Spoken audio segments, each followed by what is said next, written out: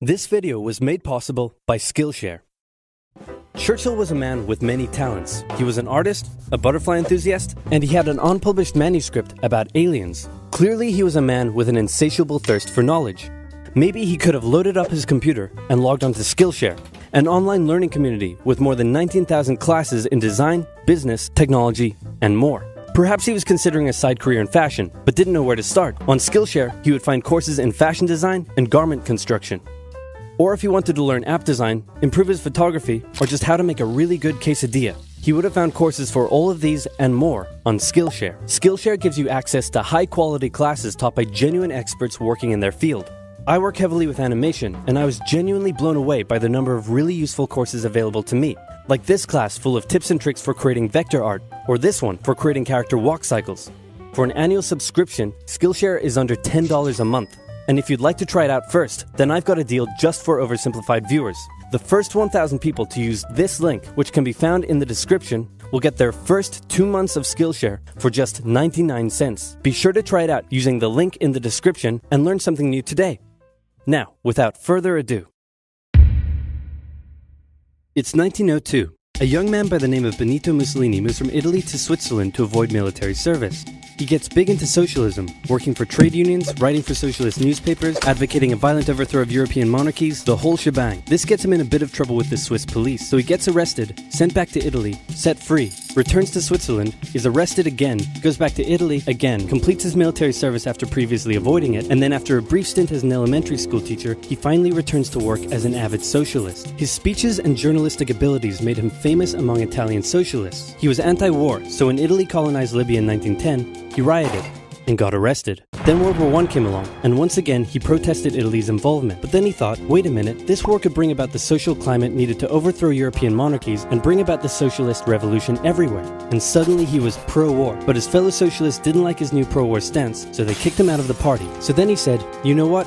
I'm done with socialism. We need something new, not based on class divisions tearing us apart, but based on unity through nationality. We'll conquer the Mediterranean and reunite all Italian peoples just like the days of the Roman Empire. I'll call it fascismo, and it will guide the Italian nation to greatness. That's all well and good, Mr. Mussolini, but what kind of haircut am I giving you? Let's go with bold.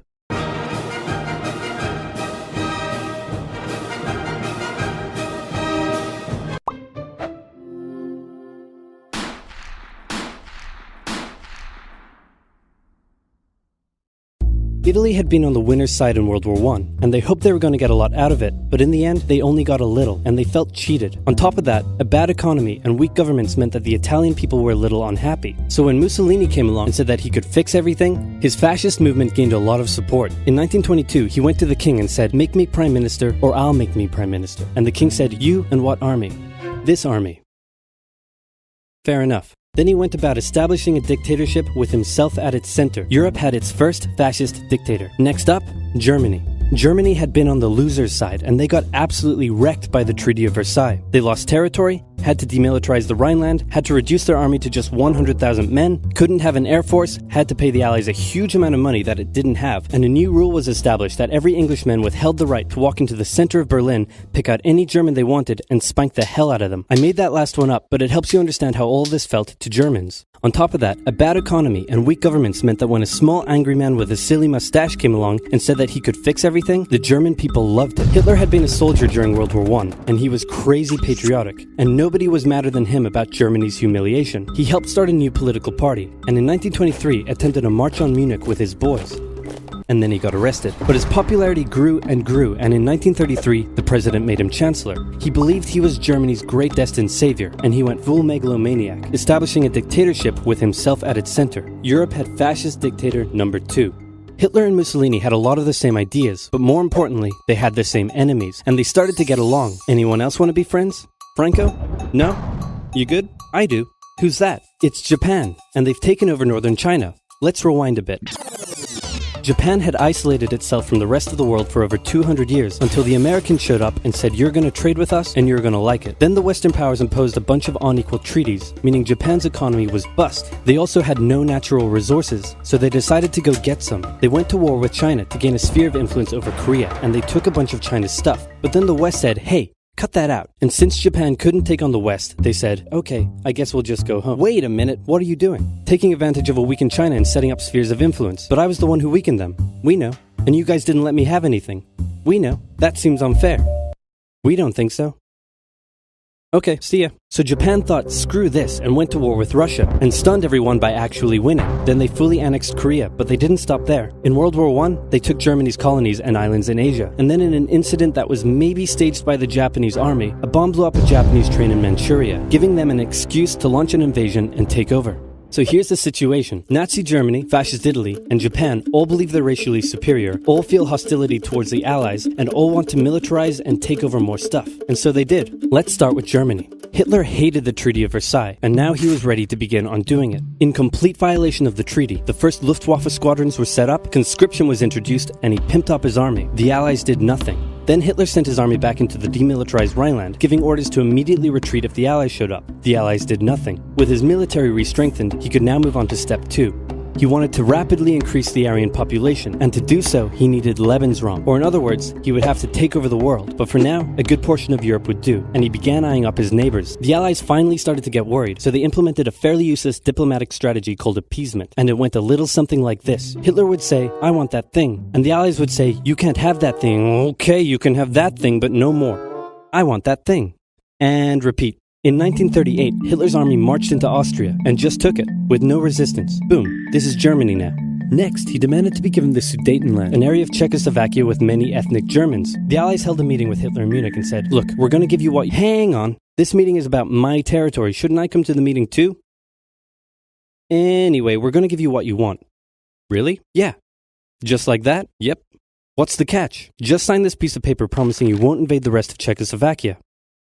Okay. Then Chamberlain returned home victorious, waving his signed piece of paper in the air, declaring crisis to be averted and the continuation of world peace, and we built a statue of Chamberlain in his honor, and every day on the 30th of September we celebrate Chamberlain Day. Hitler's invading the rest of Czechoslovakia. What? He's invading the rest of Czechoslovakia.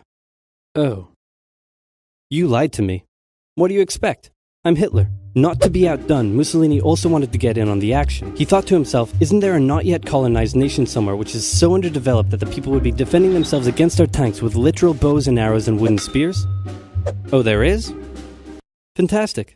And so he took it. Italy also wanted to control the entrance to the Adriatic Sea, so they occupied Albania. Then, in another incident which was maybe staged by the Japanese, gunfire was exchanged by Japanese and Chinese troops at the Marco Polo Bridge, and the Japanese launched yet another invasion against China. They swept through Beijing and Shanghai, and then advanced to the Yangtze Valley to China's then capital, Nanking. It was here that saw the worst of Japan's shocking atrocities committed against the Chinese people. Back in Europe, Germany and Italy made their relationship status official by signing the Pact of Steel. Then, Hitler turned his eyes towards Poland and the hated Polish corridor, splitting Germany in two. At this point, the Allies really had to put their foot down, and they warned him that an invasion of Poland would mean war. Hitler had planned to continue his advance eastward, but he didn't want to end up fighting a war on two fronts. So for now, he made an alliance with Stalin, saying, how about we both invade Poland and split it between the two of us, and I definitely won't not refrain from not betraying you sometime in the future. Sounds good. This new alliance stunned the West. On the 1st of September 1939, German troops entered Poland, and Britain and France declared war on Germany. The Poles fought hard, but they were no match for the two giants crashing down on them from either side. Then came a period known as the Phony War, where everyone just sort of sat around not doing much. The French had launched a small invasion into the Saarland, but they maintained mostly defensive positions, and after a while decided to just turn around and call it a day. Speaking of France, the French were still super proud of their victory in World War I, and they hadn't really moved on from it. They still used horses, they dispatched messages by motorbike instead of using radio, orders from the commander-in-chief were usually pretty vague, and the troops were rarely inspected. They built a line of defenses along their German border, but didn't bother extending it all the way to the Channel, and they wouldn't launch artillery strikes against Germany out of fear of being retaliated against. In a war, they didn't want to attack the enemy. And at first the UK wasn't much better. Chamberlain still naively hoped that the war could be ended diplomatically. Instead of bombing raids, the RAF dropped propaganda leaflets over German cities, which one air marshal said likely did nothing but provide the continent with toilet paper for the duration of the war. They also only sent 200,000 men to France, while the French had mobilized millions. Both Britain and France wanted to avoid a repeat of the First World War, and so they wanted to keep the war as far from home as possible. So they turned their eyes north, towards Norway.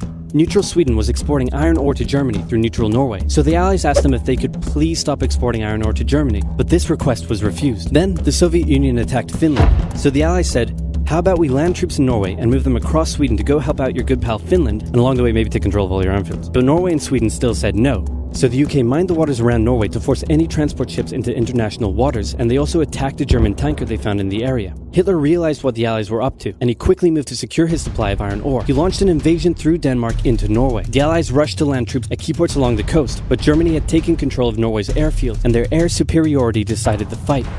The Allies had to retreat. After this slightly embarrassing failure, Chamberlain resigned and was replaced with Winston Churchill, who had a slightly different approach to dealing with the Germans. Hitler's overall strategy was similar to Germany's First World War strategy. Attack France, defeat France, knocking out the UK in the process, then turn on the Soviet Union and win the war. During the phony war, the Allies had given Hitler time to prepare his forces. Now, he was ready to attack. The Allies had wanted to place troops in Belgium, but Belgium had refused, and in a move that surprised pretty much no one, Hitler launched an invasion to get around France's defenses. The Allies charged into Belgium at full speed to meet the German invasion head-on, and it looked like a repeat of the First World War was coming. But this time, Hitler had a trick up his sleeve. Blitzkrieg. As the Germans advanced, they sent thousands of refugees westward, slowing down the Allies. Then, to the south, the French had left the Ardennes, an area full of hills and forests, pretty underdefended because they thought it was naturally impenetrable. Well, the Germans were about to penetrate it with everything they had. They smashed 50 Wehrmacht divisions through and encircled the Allied armies at lightning speed. The best of the Allied forces were now trapped. The Germans squeezed in from all sides, taking out France's best armies and nearly wiping out the British too. But they managed to make a desperate last-minute escape at Dunkirk, with British civilian ships even making the perilous journey to bring their young men home. With most of the French forces depleted, the Germans breezed through, taking Paris, and France fell. What the Germans couldn't do in World War I, Hitler had done just like that. Hitler hoped that with the fall of France, the UK would also lose hope and sue for peace. But quite annoyingly, it didn't, and he needed to secure the Western Front, so he tried to force them into submission with mind games. The UK were now all alone, and Hitler wanted to emphasize that. First of all, just before France fell, Italy finally declared war on the Allies, making the UK's situation even worse. Next, instead of just occupying all of France, Hitler occupied the coastal areas for defense, but allowed France to continue its existence as a German puppet state. This way, it looked like the UK's old ally had decided to switch sides. Hitler also hoped that the UK wouldn't attack any of her old allies' navy bases or colonies in Africa, giving Hitler an extra line of defense to the south. But the UK made sure to respond to this by sailing down to France's navy base in Algeria and wrecking a bunch of ships. So have at it. Hitler then began laying down plans for an invasion of Great Britain. Before German troops could land on British soil, he would first need air and naval superiority across the Channel. Waves of German bombers came, while the completely outnumbered RAF worked bravely around the clock in an attempt to quell the German attacks. At first, the Luftwaffe targeted British ports and coastal facilities. Then it attacked RAF bases, crippling the RAF's ability to defend the nation. And it looked like Hitler's Great British invasion was coming. But then, Churchill ordered a small, pretty insignificant bombing raid over Berlin. It didn't do much damage, but Hitler was furious, and he immediately ordered the Luftwaffe to refocus its attacks on civilian targets in London. Children were sent off to the countryside away from their parents to avoid danger, and frequent trips to air raid shelters became a daily occurrence. But British morale held firm. Smiling, knitting, lounging casually, these people have balls of steel. This refocusing on London also gave the RAF breathing space to reorganize, so Hitler kind of shot himself in the foot there. Just the foot for now. Finally, the Luftwaffe sent one massive all-out attack on London, and the RAF successfully repelled it, destroying many of the German aircraft and placing air superiority firmly in British hands. Hitler's invasion had to be postponed, but the bombing of British cities continued for some time.